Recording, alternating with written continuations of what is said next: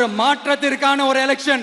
ভারতের রূপালী পর্দার সুপারস্টার থেকে রাজনীতির ময়দানে পা রাখা রূপকথার মতো মনে হলেও আজ এটাই তামিলনাড়ুর বাস্তবতা।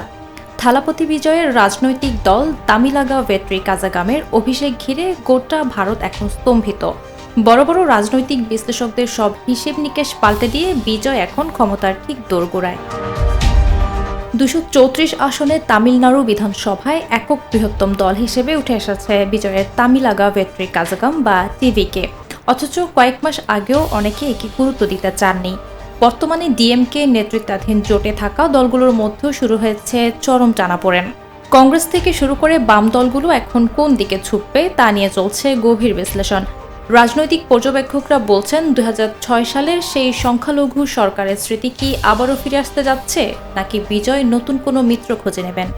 বিজয়ের জন্য পথটা মোটেও সহজ নয়। তার আদর্শিক লড়াই মূলত বিজেপির বিরুদ্ধে, যার ফলে বিজেপি মিত্র এআইএডিএমকে এর সঙ্গে জোট হওয়ার সম্ভাবনা প্রায় শূন্য। বিশেষ করে গত কয়েক মাসের তিক্ততা এবং ভেস্তে যাওয়া আলোচনা সেই পথ পুরোপুরি বন্ধ করে দিয়েছে। তবে কি পাট্রালি মাক্কাল কাচ্চি বা পিএমকে এর 5টি আসন বিজয়ে ইউরোপের দাস হবে? একক বৃহত্তম দল হিসেবে বিজয়ের হাতে এখন 107টি আসন, অথচ সরকার গঠনের জন্য প্রয়োজন 118টি আসন। অর্থাৎ ম্যাজিক ফিগার ছুঁতে বিজয়কে এখনও অন্তত 11টি আসনের ব্যবস্থা করতে হবে। একক দল হিসেবে এগিয়ে থাকলেও এই সামান্য 11টি আসনের জন্য ঝুলে আছে তামিলনাড়ুর ক্ষমতা।